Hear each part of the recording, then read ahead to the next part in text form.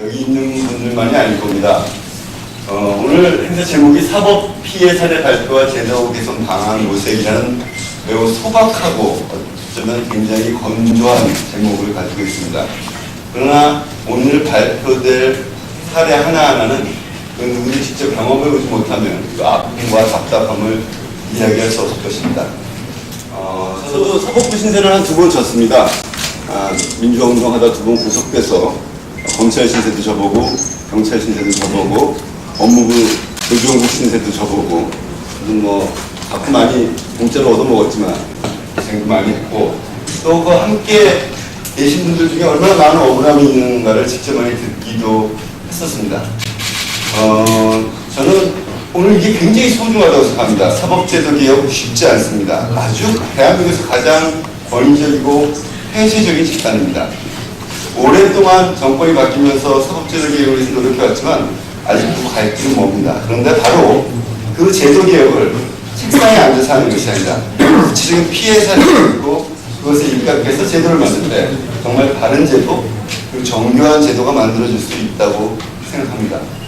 그래서 오늘 이 자리가 매우 뜻깊다고 생각합니다. 이 자리를 만들어주신 저희 서교원께서는요 국회 법사위에 포함되어 있을 뿐만 아니라 사법제도계에서 특별위원회에 또한 활동하고 계시기 때문에 여러분들 목소리를 그 어느 누구보다도 2배, 3배 크게 국회에 들리게, 사법부에 들리게 해주실 거라고 믿습니다. 물론 사법피해가 하루 이틀에 그 원통함과 분이 다 풀리지 않는 경우가 많습니다. 여러분들 쌓인, 가슴에 쌓인 한은 아마 오늘 어쩌면 얘기하다 보면 폭발이 나올 수도 있다고 생각하지만 좀 시간을 갖고 인내심을 갖고 함께 풀어나가는 지혜를 발휘했으면 좋겠습니다. 오늘 좋은 토론회가 되길 바랍니다. 감사합니다.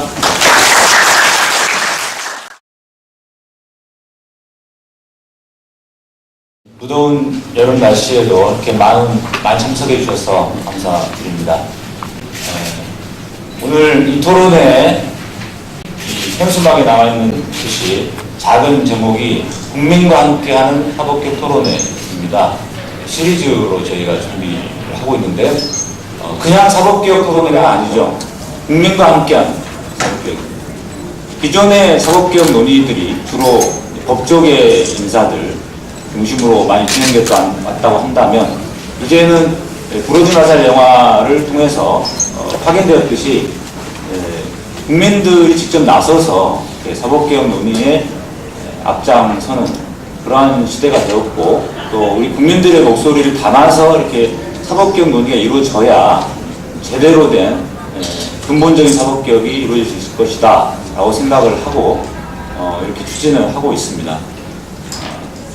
제가 법원에서 판사로 재직하던 시절에 이 사법 피해자라고 불리는 분들의 이제 재판을 제가 2007년, 2009년 해가지고 한 6번 정도 재판을 진행했었습니다.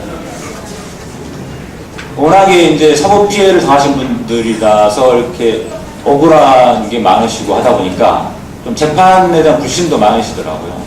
그래서 좀 여러 가지 특수한 상황들을 제가 인식을 하고, 그 사법 피해자분들의 어떤 문제에 대해서 제가 좀 연구를 해서 법원 게시판에 글도 올리고 있습니다만은 그 당시에 가장 중심적으로 제가 그 글에 올렸던 게 뭐냐면 그게 2가지인데요.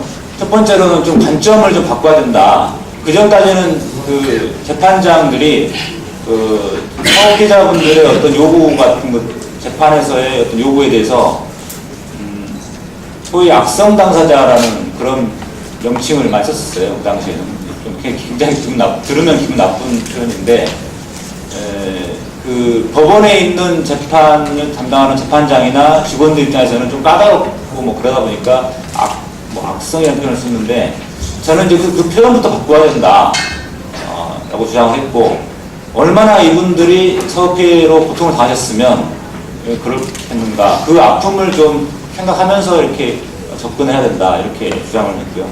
또 한 가지는 법정 녹음인데 사법피해자분들이 굉장히 중요하게 요구하셨던 게 법정 녹음이었어요.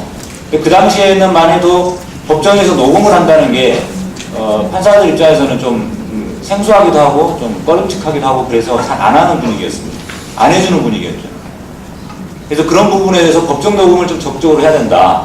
이게 제가 주장을 했는데, 마침 이제 제가 작년에 국회의원직을 승계받은 이후에 국정감사장에서 대법원 국정감사장에서 법원행정처장에게 이런 주장들을 했었고, 특히 법정 녹음에 대해서 전향적으로 검토해가지고 전국적으로 확대 실시하겠다라는 답변을 얻어내기도 했습니다. 그래서 이 법정 녹음이 좀 출발점이 아닌가라는 생각을 좀 했었고요. 그 다음에 이제 작년에 대선이 있었고 올해 초에 이제 청문회가 있으면서 여러 가지 바빠가지고 제대로 준비를 못했는데, 이제 5월달부터 저희가 이제 사법 피해자분들의 사례를 청취하면서 제가 재판장 시절에부터 좀 생각했던 것들, 그리고 국민과 함께하는 사법개혁을 하기 위해서 그러한 작업들을 올해 5월부터 하기 시작했습니다. 그 결과 오늘의 토론의 자리가 마련이 됐고요. 그동안 그 토론회를 준비하기 위해서 그 사례 발표와 그다음 그 청취하기 위해서 사례를 저희에게 제공해 주셨던 분들께 감사를 드리고, 오늘 이 자리를 통해서 정말 여러분들이 사법 피해자분들이 이렇게 그동안 피해를 당해서 억울했던 거, 그런 그동안의 고통 이런 것들이 조금이라도 좀 풀 수 있는 계기가 됐으면 좋겠고요. 앞으로 또 더 이상의 사법 피해자분들이 발생하지 않도록 예방할 수 있는 여러 가지 제도 개선 방안에 대해서 굉장히 좋은 방안들이 논의될 수 있는 그런 계기가 됐으면 좋겠습니다. 이상입니다.